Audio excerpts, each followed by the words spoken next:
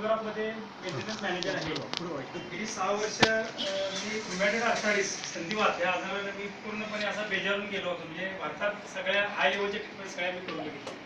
आयुर्वेदिक, homeopathic आणि आयुर्वेदिक इथले सगळे मास्टर MD डॉक्टर सगळ्यात म्हणजे भारतात 1 नंबरच्या डॉक्टरची मी ट्रीटमेंट घेतला. तरी आर्थरायटिस हा माझा कुठल्याही परिस्थितीत बरा झालेला नाही.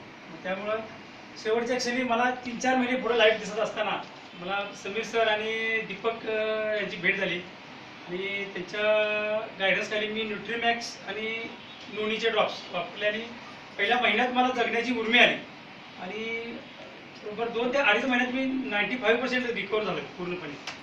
आणि जवळपास 6 महिने झाले मी हे कंटिन्युअस घेतोय न्यूट्रीमॅक्स आणि न्यूट्रीकेअर. त्यामुळे मी यातून 99% पर्यंत माझी रिकव्हरी झालेली आहे. आणि मी पूर्वी कधी आजारी होतो किंवा काय याचे हे सुद्धा राहिलेलं नाही.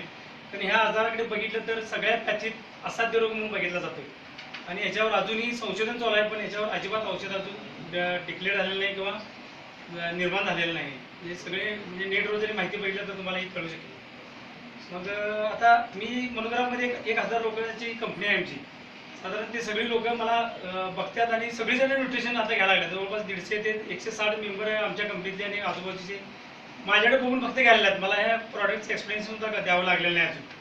आणि आता हे सगळं माझं इन्कम वगैरे सगळं बघितलं मी त्यात आता पुढे व्यवस्थित स्टडी करून तर मी फक्त आता साधारण 6 वर्षाला माझे हातपाय चालायला लागलेत. मी नुसतं माझ्या इंजिनिअरिंगच्या कामाला लागलोय. पॅरल आता ह्याला पण मी वेळ द्यायचं ठरवलेला आहे. येस एवढं सुद्धा मिळणार मला आता तुम्हाला कळेलच.